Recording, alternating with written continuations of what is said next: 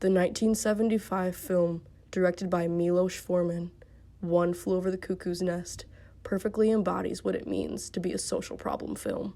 In the movie, the protagonist, Randall McMurphy, is given a short prison sentence and decides to have himself declared insane in order to be transferred to a mental institution where he thinks he will live in luxury.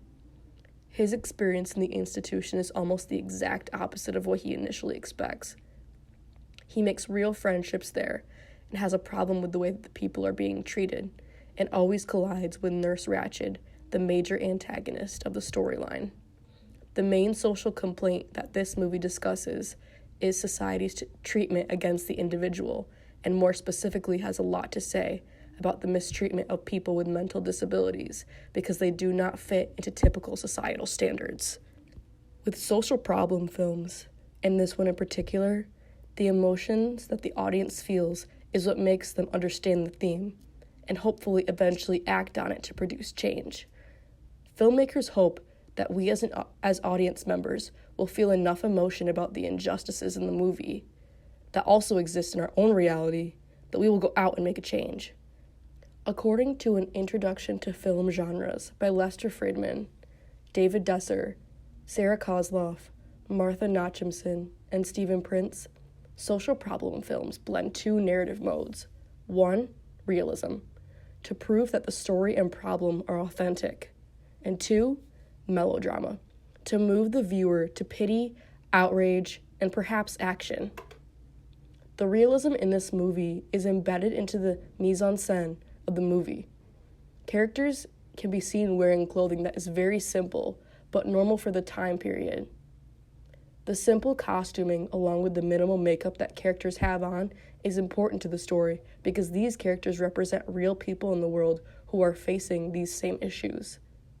The fact that the actors are normal-looking people portraying those victimized by society is a huge part of what makes this film realistic. This, along with the way that some of the characters speak, like McMurphy's bad language or Billy's stuttering, is very important for the audience to truly believe that there are real people out there going through the exact same thing as the actors on the screen. The set is also an extremely important piece of the mise-en-scène that helps move the plot along. The movie only takes place in the mental institution, which is important to the plot because the characters are essentially trapped inside. Whenever the mise-en-scène differs slightly, it is very noticeable and important in the plot.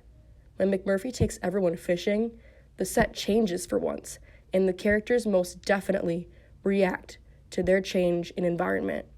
The mise-en-scène is very repetitive and simple throughout the movie in order to express how the characters go through the same events each and every day. The protagonists in social problem films obsess over the injustices they strive against, and there are clear antagonists as well. There is a constant push and pull between McMurphy and Nurse Ratched, and the tension is very built up. This tension finally explodes when McMurphy chokes Nurse Ratched near the end of the movie.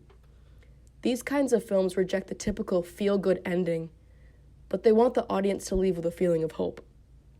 Social problem films are about winning hearts and minds.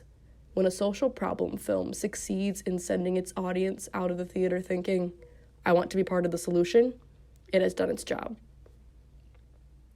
One Flew Over the Cuckoo's Nest does a great job of ending the film to leave the audience with just enough outrage and hope when McMurphy dies and Chief Brompton escapes.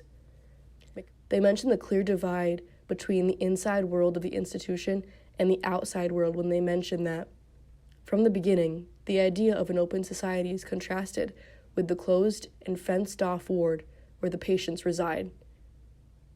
The audience is meant to see a very clear difference between the two worlds, where McMurphy serves as a representation of the outside world. The authors also go into the importance of the cinematography of the film when they mention the way the audience is presented the institution. In the opening scene of the film, for example, the viewer is confronted visually when the contrast between a colorful landscape and the gray and gloomy set of the psychiatric institution. The gloomy set, along with the bland costuming, are utilized in order to make sure that the audience knows that the institution is a dark and sinister place where corruption is common. The film's style successfully attempts to set a general mood for the movie. What the audience sees on screen as far as dialogue and narrative tells them everything that they need to know about what the social problem is in this film. But the film style adds subtle details which further highlight all of the problems that are going on during the movie.